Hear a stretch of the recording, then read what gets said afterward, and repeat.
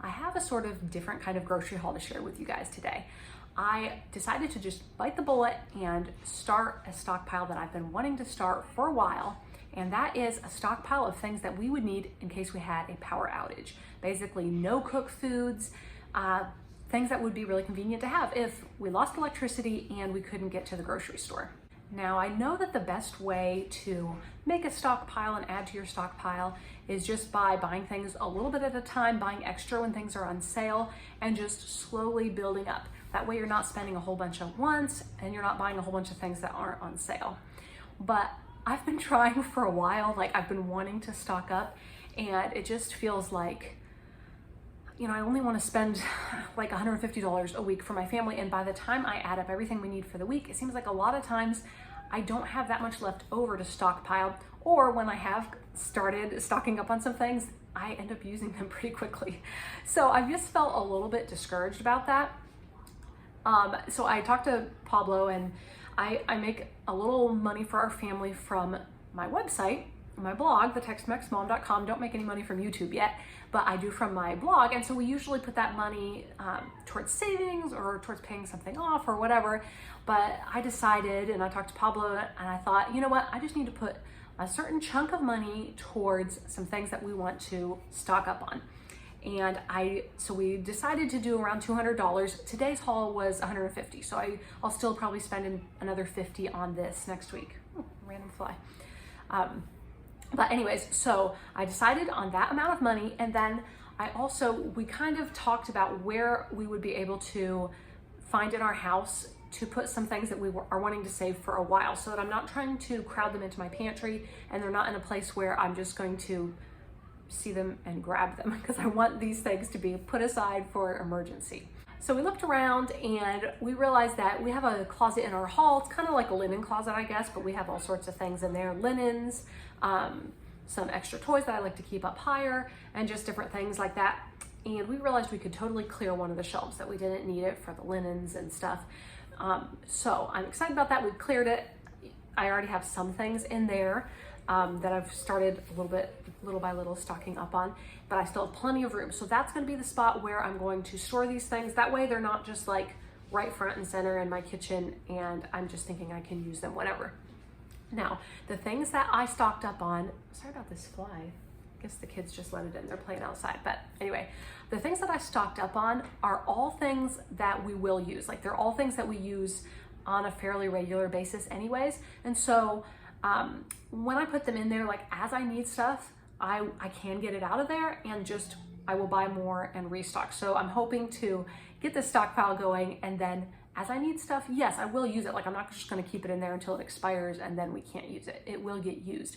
But I wanted to have these things there and just to kind of have that peace of mind that, you know, if we have electricity go out for whatever reason, I'm not like expecting a big catastrophe, but I want to be wise and just be prepared, because we've had several times, even in this last year, we lost electricity for like 4 or 5 days earlier in the year because of a big storm. And then a couple years ago, we also had a big winter storm and we lost electricity.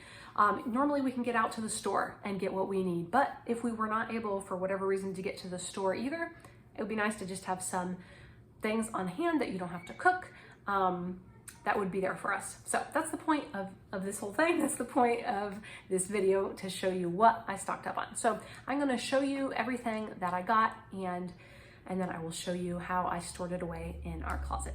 Here's everything that I got for my stockpile. This all came out to $150.75.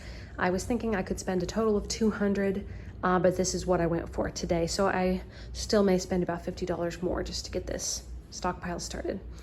But starting out over here, got another thing of liquid hand soap, some diaper rash ointment. I figured that would be a good thing to have stored up. Just got a few batteries. I might order more. Well, I will order more eventually, probably from Amazon. But I just got a few of these AA. I have no idea how good the Great Value ones are, but I just wanted to get them because they were only like $3.50 or something. And then I got some of these big D batteries because we have a couple flashlights that call for the D batteries, and in case of no electricity, we want to, you know, have extra batteries for those flashlights. So those are the non-food things I got here, as well as a big thing of toilet paper.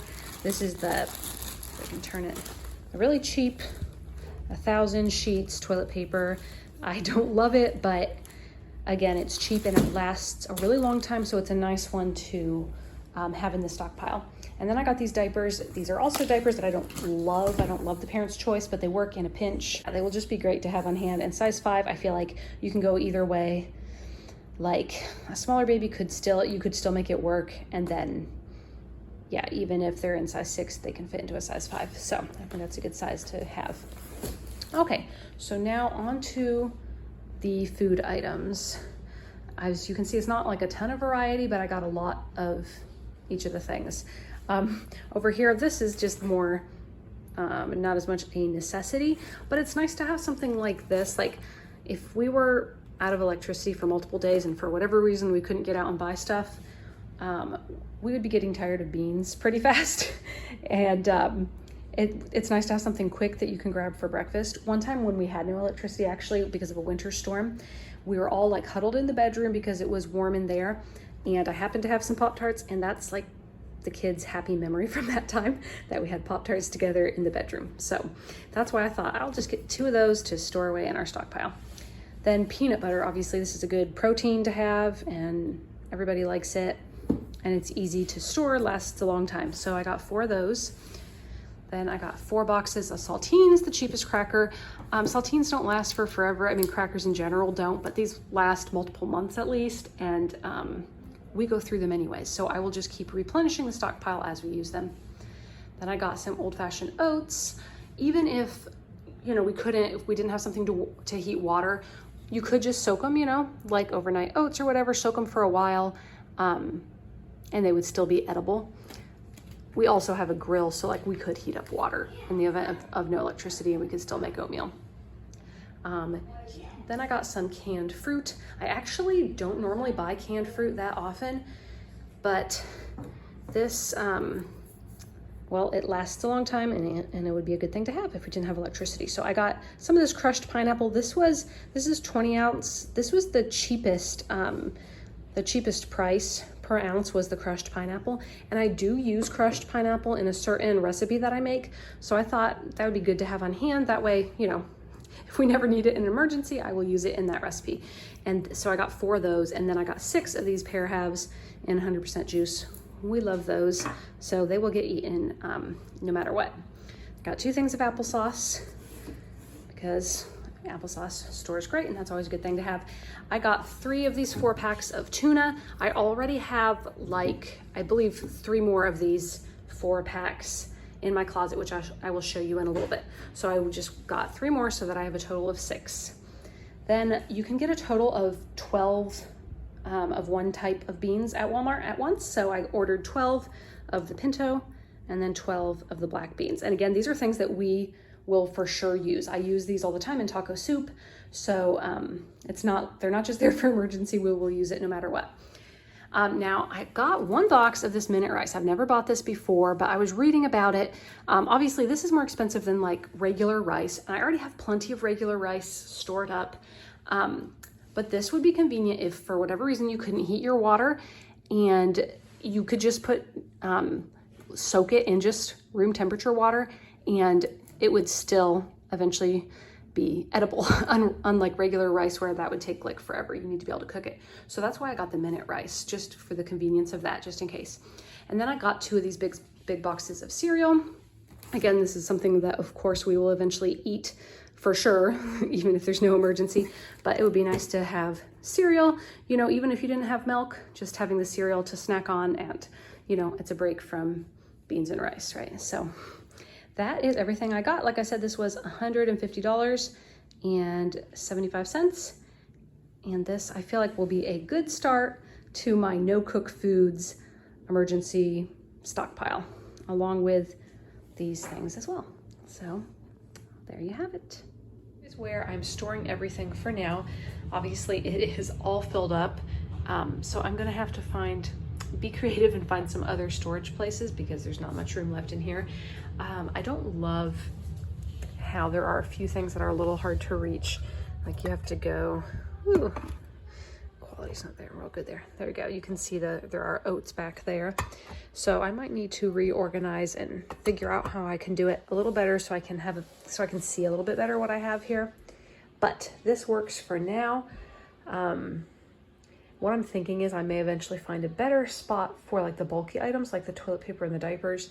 That way I can just have food here, but we'll see. I also have a little more space up here.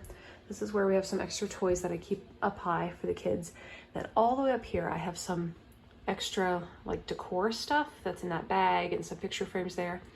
Then I have an extra thing of detergent right there. And then these are just extra toys. So I think I can, well, not extra toys, but toys I like to keep up high so they don't make a mess. So I think I can probably fit those toys on this shelf, and then I'll have a little more room up there for more stuff. The one thing I realized when I was doing this, after I bought these items, is that I really need more water. If we had an emergency where we didn't have electricity and we didn't have water for whatever reason, I do want to have some of that stocked up. So I didn't say that earlier in the video, but what I'm doing is once I'm done with milk, I'm just going to clean out the milk jug really well, soap and water, and then fill it with water. And I will just store some water up that way. And then I've heard that it's a good idea to rotate that water like every 6 months, you know, use it to water your plants or whatever, and then fill it back up with fresh water. So, but again, obviously I don't have more room for water in here right now. So I'm going to figure out some other creative places to keep things, but that will probably be in a future video. But there you go. There's my little stash for right now. Okay guys, that's all for today. Obviously this is just the very beginning of my stockpile. I know it's not very much, but I'm excited to have a start at it. And I would love to hear if you have a stockpile or like an emergency stash, what are some things that you have that I should add to mine? I would love to hear. I can use all the tips. If you like this kind of content, make sure to subscribe, and I will see you very soon in the next video.